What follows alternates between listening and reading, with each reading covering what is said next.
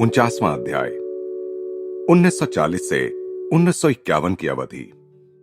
ध्यान का महत्व अब हमें सचमुच पता चल गया है और यह बात भी हमारी समझ में आ गई है कि हमारी आंतरिक शांति को भंग करने की क्षमता किसी चीज में नहीं है। पिछले कुछ सप्ताहों में हमने अपने सामूहिक ध्यान एवं सत्संग सभाओं के दौरान हवाई हमलों की चेतावनियां तथा विलंब से फटने वाले बमों के धमाके सुने हैं, परंतु फिर भी हमारे सदस्य एकत्रित होते हैं और इन सभाओं में उन्हें खूब आनंद आता है। 1951 में हॉलीवुड में self realisation fellowship India centre की स्थापना हुई। इस सेंटर के समर्पण उत्सव में कैलिफोर्निया के उपराज्यपाल श्री गुडविन जे नाइट तथा भारत के वाणिज्य दूत श्री एम.आर. आहूजा भी मेरे साथ थे। इस स्थान पर एक इंडिया हॉल भी है जिसमें 250 लोगों के बैठने की व्यवस्था है। एसआरएफ केंद्रों में नए नए आने वाले बहुत से लोग योग की अधिक जानकारी के इच्छुक होते हैं। मुझसे प्रायः ही एक प्रश्न पूछा जाता है, जैसा कि कुछ संगठनों का दावा है, क्या यह सच है कि योग का अभ्यास छपे हुए साहित्य को पढ़कर नहीं किया जा सकता और इसे गुरु के मार्गदर्शन में ही करना चाहिए? इस अणु युग में योगदा सत्संग पाठों जैसी शिक्षा पद्धतियों के द्वारा योग की शिक्षा दी जानी चाहिए, अन्यथा यह मुक्ति प्रदायक विज्ञान पुनः कुछ गिने चुने लोगों तक ही सीमित रह जाएगा। यदि प्रत्येक शिष्य को ब्रह्मज्ञानी गुरु का सानिध्य प्राप्त हो सके तो निश्चय ही यह एक अमूल्य वरदान होगा। परंतु इस संसार में पाखंडी ज्यादा हैं, संत कम। तो फिर असंख्य जनसाधारण को घर में बैठे बैठे सच्चे योगियों द्वारा लिखित योग पाठों द्वारा नहीं तो और किस तरीके से योग की शिक्षा मिल सकती है? या फिर इसका एकमात्र विकल्प यही है कि सामान्य मनुष्य की उपेक्षा कर उसे योग ज्ञान से वंचित ही रखा जाए। परंतु इस नए युग के लिए ईश्वर की योजना ऐसी नहीं है। बाबा जी ने सभी सच्चे क्रिया योगियों की लक्ष्य प्राप्ति के पथ पर रक्षा करने का एवं उनका मार्गदर्शन करने का वचन दिया हुआ है। केवल कुछ दर्जन नहीं, बल्कि शांति एवं समृद्धि के उस विश्व को साकार करने के लिए लाखों क्रिया योगियों की आवश्यकता है, जो परमपिता के पुत्र पद को पुनः प्राप्त करने का उचित प्रयास करने वाले लोगों की प्रतीक्षा करता है। आध्यात्मिक शहद उत्पन्न करने के लिए मधुमक्खियों के एक छत्ते के रूप में पश्चिम में सेल्फ रियलाइजेशन फेलोशिप संगठन की स्थापना करने का दायित्व मुझे श्री युक्तेश्वर जी एवं महाअवतार बाबा जी ने सौंपा था। इस पवित्र दायित्व की पूर्ति कठिनाइयों से रहित नहीं थी। परमहंस जी, सच सच बताइए, क्या यह सब सार्थक हुआ? इन नपे तुले शब्दों में एक दिन सैन डिएगो के एसआरएफ मंदिर के कार्यवाहक डॉक्टर लाइट कैनल ने मुझसे प्रश्न किया। मेरे ख्याल से उनके पूछने का अर्थ था, क्या आप अमेरिका में संतुष्ट हुए हैं? उन सब झूठे प्रचारों का क्या जो योग के प्रसार को रोकने के लिए उत्सुक कुत्सित लोगों ने किए? उन सब मोहभंगों का क्या, मनोव्यथाओं का क्या, उन केंद्र प्रमुखों का क्या जो केंद्रों को नहीं चला सके, उन शिष्यों का क्या जिन्हें सिखाया नहीं जा सका? मैंने उत्तर दिया, धन्य है वह मनुष्य जिसकी ईश्वर परीक्षा लेता है। मुझ पर यदा कदा भार डालना तो उसे याद रहा।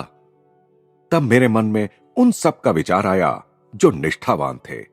उस प्रेम और भक्ति और समझदारी का विचार आया जिसका प्रकाश अमेरिका के हृदय में व्याप्त है।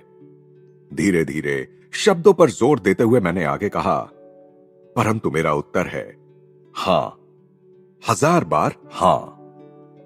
मेरा यहां रहना सार्थक हुआ है। पूर्व और पश्चिम को एकमात्र स्थायी बंधन में, आध्यात्मिक बंधन में बंधकर एक दूसरे के करीब आए देखने का मेरा जो स्वप्न था, वह मेरी कल्पना से भी अधिक साकार हुआ है। भारत के जिन महान गुरुओं ने पश्चिम में गहरी रुचि दिखाई है, उन्हें आधुनिक परिस्थितियों की भली भांति जानकारी है। वे जानते हैं कि जब तक सभी राष्ट्र पूर्व और पश्चिम के विभिन्न सद्गुणों को आत्मसात नहीं करते, तब तक विश्व की स्थिति में सुधार नहीं हो सकता। दोनों ही गोलार्धों को एक दूसरे के सर्वोत्तम गुणों की आवश्यकता है। अपने विश्व भ्रमण में मुझे बहुत दुख दिखाई दिया। पूर्व में दुख मुख्यतः भौतिक स्वरूप का है, तो पश्चिम में मुख्यतः मानसिक और आध्यात्मिक स्वरूप का। सभी राष्ट्र असंतुलित सामाजिक अवस्था के दुखप्रद परिणाम अनुभव कर रहे हैं। भारत तथा अन्य अनेक पूर्वी देश अमेरिका जैसे पाश्चात्य देशों की भौतिक कार्यक्षमता एवं व्यावहारिकता को सीखकर लाभान्वित हो सकते हैं। दूसरी ओर पाश्चात्य लोगों को जीवन के आध्यात्मिक आधार को अधिक अच्छी तरह समझना आवश्यक है, और विशेषकर उन वैज्ञानिक प्रविधियों को जिन्हें भारत ने प्राचीन काल में ही मनुष्य के ईश्वर से संपर्क के लिए विकसित किया था। एक पूर्ण विकसित सभ्यता का आदर्श केवल कल्पना नहीं है। हजारों वर्षों तक भारत आध्यात्मिक ज्ञान एवं भौतिक समृद्धि का देश रहा है। भारत के अत्यंत दीर्घ इतिहास में गत 200 वर्षों की गरीबी तो कर्मों की एक क्षणिक अवस्था मात्र है। सारे संसार में हजारों वर्षों तक भारत की संपन्नता चर्चा का विषय थी। प्रचुरता, चाहे वह भौतिक हो या आध्यात्मिक, ऋत के सृष्टि नियम अर्थात स्वाभाविक सदाचरण की सहज अभिव्यक्ति है। ईश्वर में या विपुलता संपन्न प्रकृति माता में कृपणता का वास नहीं है। हिंदू शास्त्र बताते हैं कि मनुष्य इस विशिष्ट पृथ्वी की ओर इसीलिए आकृष्ट होता है कि एक के बाद एक जन्म में वह उन अनगिनत तरीकों को अधिकाधिक पूर्णता के साथ सीख सके जिनके द्वारा आत्मा भौतिक परिस्थितियों में अपने दिव्यत्व को व्यक्त कर सकती है और उन पर अपने प्रभुत्व को प्रकट कर सकती है। पूर्व और पश्चिम अलग अलग तरीकों से इस महान सत्य को सीख रहे हैं और उन्हें प्रसन्नता पूर्वक अपनी उपलब्धियों का आदान प्रदान करना चाहिए। इसमें कोई संदेह ही नहीं कि ईश्वर की पृथ्वीवासी संतानें दरिद्रता, रोग और आत्मा के अज्ञान से मुक्त विश्व सभ्यता को स्थापित करने के लिए प्रयत्न करती हैं, तो ईश्वर को इससे अत्यधिक प्रसन्नता होती है। अपनी आत्मा की शक्ति को भूल जाना यानी स्वतंत्र इच्छा शक्ति के दुरुपयोग का परिणाम ही अन्य सभी दुखों का मूल कारण है। समाज के नाम जो बुराइयां मढ़ दी जाती हैं, उनके लिए वस्तुतः प्रत्येक मनुष्य को दोषी पाया जा सकता है। राम राज्य पहले प्रत्येक हृदय में प्रकट होना चाहिए, तब वह समाज में फैलेगा, क्योंकि आंतरिक सुधार होने पर बाह्य सुधार अपने आप ही होते हैं। जो मनुष्य अपने आप को सुधार लेगा वह हजारों को सुधार देगा। काल की कसौटी पर खरे उतरे विश्व के सभी धर्मशास्त्रों का सार एक ही है और वे सभी मनुष्यों को अधिकाधिक ऊपर उठने की प्रेरणा देते हैं। मेरे जीवन के सबसे सुखद समय में से एक वह समय था जो मैंने सेल्फ रियलाइजेशन पत्रिका के लिए बाइबल के न्यू टेस्टामेंट के एक हिस्से पर अपनी व्याख्या को लिखवाने में बिताया। मैंने ईसा से तीव्र प्रार्थना की कि वे उनके शब्दों का सच्चा अर्थ समझने में मेरी सहायता करें। बड़े खेद का विषय है कि गत 20 शताब्दियों से उनके अधिकांश वचनों को गलत ही समझा गया है। एक रात जब मैं मौन प्रार्थना में निमग्न था, तब एन्सेनिटस आश्रम में मेरा वह कमरा अचानक दूधिया नीले प्रकाश से भर गया। ईसा मसीह का तेजस्वी रूप मेरी दृष्टि के सामने प्रकट हुआ। वे 25 वर्ष के युवक से लग रहे थे। उनकी दाढ़ी मूछें विरल सी लग रही थीं। बीच से विभक्त किए गए उनके लंबे काले केशों के चारों ओर चिलमिलाती स्वर्णिम आभा थी। उनकी आंखें शुरू से अंत तक निराली ही लग रही थीं। मैं उनमें झांकता रहा और वे सदा बदलती ही रहीं। उनके भाव में होने वाले प्रत्येक परिवर्तन के साथ ही व्यक्त किए गए ज्ञान को मैं अपने अंतर में अंतर ज्ञान से समझ रहा था। उनकी तेजस्वी दृष्टि में मैंने उस शक्ति को अनुभव किया जो अनंत ब्रह्मांडों को धारण करती है। एक पवित्र पात्र यानी होली ग्रेल उनके मुख के पास प्रकट हुआ। वहां से नीचे आकर मेरे होठों से लगा, फिर ईसा के पास लौट गया। इसके बाद उन्होंने अत्यंत सुंदर शब्द कहे। इन शब्दों का स्वरूप इतना वैयक्तिक है कि मैं उन्हें अपने हृदय में ही रखता हूं। 1950 और 51 में मैंने अपना बहुत सा समय कैलिफोर्निया में मोहावे रेगिस्तान के पास ही एक शांत स्थान में बिताया। वहां मैंने भगवद गीता का अनुवाद किया और उस पर विस्तृत व्याख्या लिखी, जिसमें योग के विभिन्न मार्गों का वर्णन है। 2 बार एक ही योग प्रविधि का विशेष रूप से उल्लेख कर यहां यह बताना जरूरी है कि भगवद गीता में इसी एकमात्र योग प्रविधि का उल्लेख है और इसी प्रविधि को बाबा जी ने क्रिया योग का सीधा सरल नाम दिया है। भारत के सबसे श्रेष्ठ शास्त्र ने मनुष्यों को प्रयोग करने के लिए व्यावहारिक शिक्षा भी दी और नैतिक शिक्षा भी। हमारे स्वप्न जगत के महासागर में श्वास माया का विशिष्ट झंझावात है, जो पृथक पृथक लहरों का समस्त लोगों और सभी भौतिक वस्तुओं के रूपों का बोध उत्पन्न करता है। भगवान श्री कृष्ण जानते थे कि मनुष्य को पृथक अस्तित्व के दुखदायी स्वप्न से जागृत करने के लिए केवल दार्शनिक और नैतिक ज्ञान पर्याप्त नहीं है। इसलिए उन्होंने इस पवित्र विज्ञान की ओर संकेत किया जिसके द्वारा मनुष्य अपने शरीर पर पूर्ण अधिकार स्थापित कर इसे जब चाहे अपनी इच्छा अनुसार विशुद्ध शक्ति में बदल सकता है। आज के अणु युग में आधुनिक वैज्ञानिकों के लिए इस योग क्रिया के सिद्धांत को समझना मुश्किल नहीं है। यह सिद्ध किया जा चुका है कि प्रत्येक स्थूल पदार्थ को ऊर्जा में परिवर्तित किया जा सकता है। हिंदू शास्त्र योग विज्ञान को इसलिए महत्व देते हैं क्योंकि सर्वसाधारण मनुष्य भी इसे प्रयुक्त कर सकता है। यह सच है कि किसी योग प्रविधि को प्रयुक्त किए बिना भी यदा कदा श्वास के रहस्य को सुलझा लिया गया है। जैसा भगवान के प्रति अत्यंत उत्कट भक्ति रखने वाले अहिंदू संतों ने किया, ऐसे ईसाई, मुसलमान तथा अन्य संतों को सचमुच ही सविकल्प समाधि के निश्चल निश्वास अवस्था में देखा गया था, जिसके बिना कोई मनुष्य कभी ईश्वर अनुभूति के प्रथम चरण में प्रवेश नहीं कर सकता।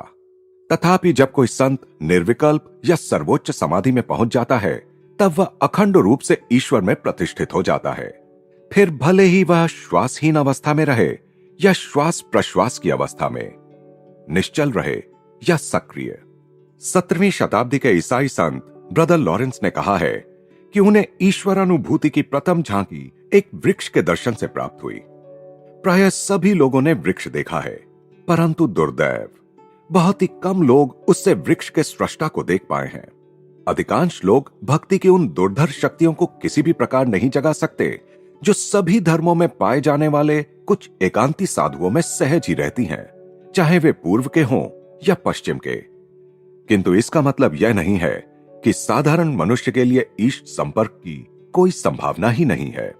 अपने आत्म स्वरूप की स्मृति को पुनः जगाने के लिए उसे केवल इतना ही करने की आवश्यकता है कि वह क्रिया योग का अभ्यास करे, यम नियम का पालन करे और उसमें सच्चे अंतःकरण से यह कहने की क्षमता हो, प्रभु मैं आपके दर्शन के लिए तड़प रहा हूं। इस प्रकार योग की सार्वभौमिकता इसमें है कि भक्ति की उत्कटता की अपेक्षा जो साधारण मनुष्य की भावनात्मक क्षमता से बाहर है, यह ईश्वर को दैनिक अभ्यास के योग्य वैज्ञानिक प्रणाली के माध्यम से प्राप्त करने का मार्ग है।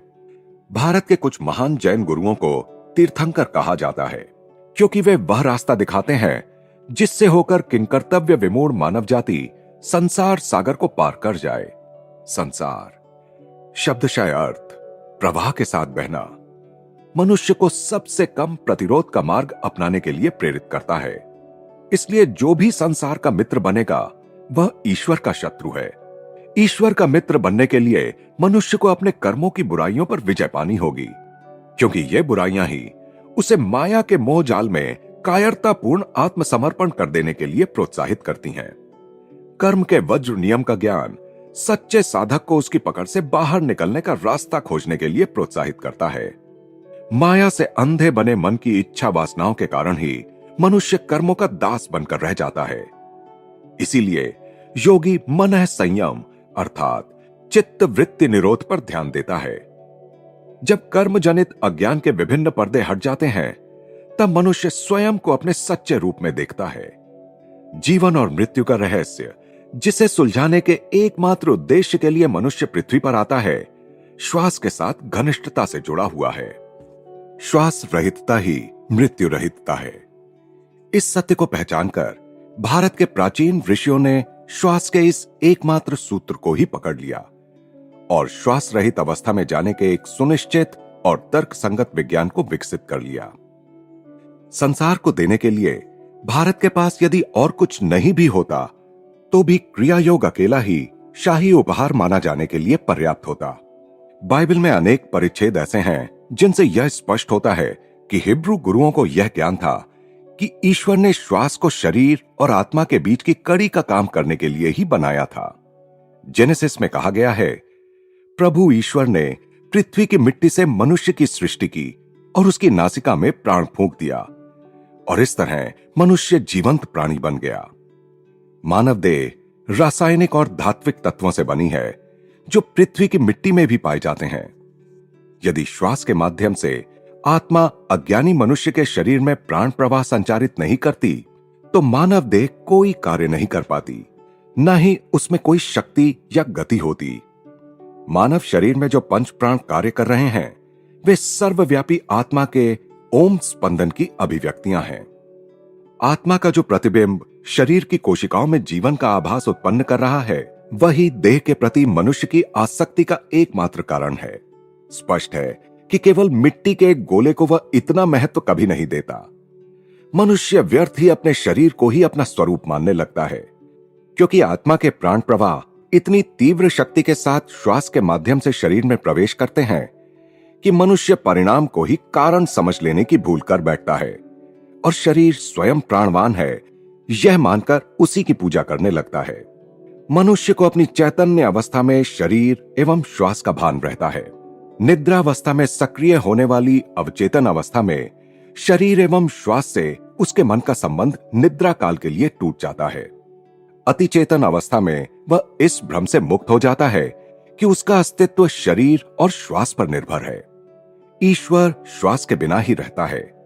उसकी प्रतिमूर्ति स्वरूप बनी आत्मा को श्वास रहित अवस्था में ही प्रथम बार अपने स्वरूप का ज्ञान होता है।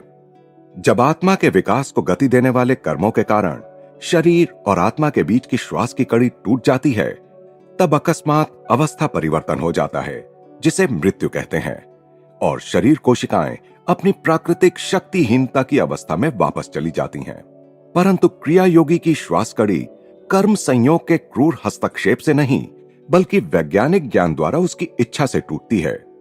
प्रत्यक्ष अनुभव द्वारा योगी को पहले से ही अपनी अशरीरी मूल अवस्था का ज्ञान रहता है और उसे मृत्यु के इस कुछ ज्यादा ही नुकीले संकेत की आवश्यकता नहीं रहती कि मनुष्य के लिए स्थूल शरीर पर भरोसा करना अच्छा नहीं होता।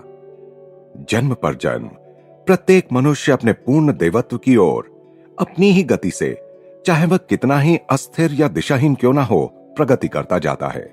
प्रगति के इस मार्ग में मृत्यु कोई बाधा नहीं बनती, बल्कि वह तो मनुष्य को अपना मैल धोकर निर्मल बनने के लिए सूक्ष्म जगत का अधिक अनुकूल वातावरण प्रदान करती है। अपने मन को अशांत मत होने दो। मेरे पिता के घर में अनेक हवेलियां हैं। यह तो हो नहीं सकता कि इस विश्व की रचना करने में भगवान ने अपनी सारी प्रतिभा खत्म कर दी और अब परलोक में हमारा कौतूहल जगाने के लिए उसके पास वीणा झंकार के अलावा कुछ नहीं बचा है। मृत्यु अस्तित्व को मिटाती नहीं, न ही वह जीवन से अंतिम छुटकारा दिलाती है और न ही वह अमृत का द्वार है। भूलोक में आनंद प्राप्त करने के लिए जो अपनी आत्मा से भागता रहा हो, वह सूक्ष्म जगत के स्वर्गीय सौंदर्य के बीच आत्मा को कभी प्राप्त नहीं करेगा। वहां वह केवल सूक्ष्मतर अनुभूतियों को और सुंदरता एवं अच्छाई, जो कि एक ही है, के प्रति अधिक भावुक प्रतिक्रियाओं को जमा करता जाता है। संघर्षरत मनुष्य को स्थूल जगत के एरन यानी एनविल पर ही प्रहार पर प्रहार करके अपने आध्यात्मिक स्वरूप के अनश्वर स्वर्ण को प्राप्त करना होगा। इस कष्ट से अर्जित स्वर्ण को हाथ में लेकर जो लालची मृत्यु के लिए एकमात्र स्वीकार्य भेंट है, मनुष्य जन्म मृत्यु के फेरे से अंतिम मुक्ति पा लेता है। अनेक वर्षों तक मैंने एंसेनेटस तथा लॉस एंजलिस में पतंजलि के योग सूत्र और हिंदू दर्शन के अन्य गहन ग्रंथों पर शिक्षा वर्ग चलाए। एक दिन एक शिक्षा वर्ग में एक विद्यार्थी ने पूछा, ईश्वर ने आत्मा और शरीर को एक साथ जोड़ा ही क्यों? सृष्टि के इस विकासशील नाटक को शुरू करने में उसका क्या उद्देश्य था? अन्य असंख्य लोगों ने ऐसे प्रश्न उठाए हैं और दार्शनिकों ने उनके उत्तर देने के असफल प्रयत्न किए हैं।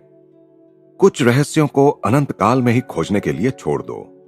श्री युक्तेश्वर जी मुस्कुराते हुए कहा करते थे, मनुष्य की सीमित तर्क शक्ति अजन्मे पूर्ण ब्रह्म के अकल्पनीय उद्देश्यों को कैसे समझ सकती है? गोचर जगत के कार्य कारण विधान से बंधी मनुष्य की बुद्धि अनादि अजन्मा ब्रह्म के रहस्यों के सामने किंकर्तव्य विमूढ़ हो जाती है। परंतु मनुष्य की बुद्धि सृष्टि के रहस्यों को नहीं भी समझ सकी तो भी अंत में भक्त की खातिर भगवान स्वयं उसके सामने प्रत्येक रहस्य खोल देंगे। जो सचमुच ज्ञान को प्राप्त करने के लिए उत्कंठित हो, वह ईश्वरीय योजना के प्रारंभिक तथ्यों के ज्ञान को ही अच्छी तरह से आत्मसात करने के द्वारा अपनी खोज आरंभ करने से संतुष्ट होता है। आरंभ में ही सीधे जीवन के आइंस्टाइन सिद्धांत के गणितीय ग्राफ की मांग नहीं करता। किसी भी काल में कभी किसी मनुष्य ने ईश्वर को नहीं देखा है। काल माया का उत्पन्न किया हुआ भ्रम है और इसके अधीन जीने वाला कोई भी मर्त्य मानव कभी अनंत परम तत्व को नहीं जान सकता। परमात्मा के अस्तित्व की घोषणा आकार धारण किया है या उसे प्रकट किया है, केवल उससे उत्पन्न हुए पुत्र ने की है जो परम पिता के हृदय में वास करता है, अर्थात प्रतिबिंबित क्राइस्ट चैतन्य या सृष्टि में व्याप्त कूटस्थ चैतन्य या बाहर की ओर प्रक्षेपित प्रज्ञा जो ओम स्पंदन के माध्यम से सकल गोचर जगत का संचालन करती है, वह एकता की विविधता को प्रदर्शित करने के लिए असृष्ट परम ब्रह्म की गहराइयों से या हृदय से बाहर निकली है। ईसा मसीह ने इसे स्पष्ट किया है। सच है, सच है, मैं तुमसे कह रहा हूं, पुत्र स्वयं होकर कुछ नहीं कर सकता, केवल पिता को जो करते देखता है वही वह स्वयं भी करता है, क्योंकि पिता जो कुछ कर सकते हैं वह सब पुत्र भी कर सकता है। गोचर जगत में व्याप्त परम ब्रह्म की त्रिगुणात्मक प्रकृति का हिंदू शास्त्रों ने सृष्टि, स्थिति और लय के प्रतीक ब्रह्मा, विष्णु और शिव के रूप में वर्णन किया है। इन तीनों के त्रिविध कार्य समस्त स्पंदनात्मक सृष्टि में निरंतर चलते रहते हैं। पूर्ण ब्रह्म या निर्गुण ब्रह्म मनुष्य की कल्पना शक्ति से परे है। अतः धार्मिक प्रवृत्ति के हिंदू इस त्रिमूर्ति के पवित्र रूपों में उसकी पूजा करते हैं, परंतु सृष्टि में व्याप्त सृष्टि स्थिति लय स्वरूप ही ईश्वर का परमोच्च स्वरूप नहीं है। यहां तक कि उसका यह सारभूत स्वरूप भी नहीं है, क्योंकि सृष्टि केवल उसकी लीला है, एक खेल है। त्रिमूर्ति के सारे रहस्यों को जान लेने के बाद भी ईश्वर के अंतर्भूत मूल स्वरूप को नहीं जाना जा सकता, क्योंकि नियमाधिष्ठित आणविक रिसाव में प्रकट होने वाली उसकी बाह्य प्रकृति उसे दर्शाए बिना केवल उसे अभिव्यक्त करती है। भगवान का अंतिम स्वरूप केवल तभी पता चलता है जब पुत्र ऊपर उठकर पिता के पास पहुंचता है। मुक्त हुआ मनुष्य स्पंदनात्मक सृष्टि के पार जाकर निस्पंद परम ब्रह्म में प्रवेश करता है। चरम रहस्यों को प्रकट करने का अनुरोध किया जाने पर सभी अवतारों और सद्गुरुओं ने मौन साध लिया। जब पायलट ने पूछा, सत्य क्या है, तब ईसा ने कोई उत्तर नहीं दिया। पायलट जैसे बुद्धिवादियों के आडंबरपूर्ण प्रश्न कदाचित ही सच्ची जिज्ञासा वृत्ति से निकलते हैं। ऐसे लोग खोखले दंभ के साथ बोलते हैं और आध्यात्मिक मूल्यों में दृढ़ता के अभाव को ही उदार मत का लक्षण मानते हैं। इसी उद्देश्य के लिए मेरा जन्म हुआ था और इसी कारण से मैं इस जगत में आया हूं कि मैं इसका साक्षी बनूं। जो कोई सत्य का है वह मेरी आवाज सुनता है। इन चंद शब्दों में ईसा मसीह ने बहुत कुछ कह दिया है। ईश्वर का पुत्र अपने जीवन को सत्य का साक्षी बनाता है। वह सत्य को धारण करता है। यदि वह सत्य की व्याख्या भी करता है तो यह उसका अतिरिक्त अनुग्रह है। सत्य कोई सिद्धांत नहीं है, न ही वह दर्शन शास्त्र का कोई तत्व ज्ञान है, और न ही वह बौद्धिक अंतर्दृष्टि है। वह तो प्रत्यक्ष वास्तविकता के साथ तदनुरूपता है। मनुष्य के लिए आत्मा के रूप में अपने सच्चे स्वरूप का अटल ज्ञान ही सत्य है। अपने जीवन की प्रत्येक कृति और प्रत्येक शब्द से ईसा मसीह ने यह सिद्ध कर दिया कि उन्हें अपने अस्तित्व के सत्य का, ईश्वर से अपनी उत्पत्ति का पूर्ण ज्ञान था। सर्वव्यापी क्राइस्ट चैतन्य अर्थात कूटस्थ चैतन्य के साथ पूर्ण एक रूप होने के कारण ही वे दृढ़ विश्वास के साथ कह सके, जो कोई सत्य का है वह मेरी आवाज सुनता है। भगवान बुद्ध ने भी परम सत्य पर प्रकाश डालना अस्वीकार कर दिया था। शुष्क भाव के साथ उन्होंने इतना ही कहा कि मनुष्य को जो अत्यल्प समय पृथ्वी पर मिला है उसे अपने नैतिक स्वरूप की उन्नति करने में लगाने में ही जीवन की सार्थकता है। चीनी संत लाओ त्सु ठीक ही कहते थे, जो जानता है वह कहता नहीं, जो कहता है वह जानता नहीं। ईश्वर का चरम रहस्य तर्क का विषय नहीं है।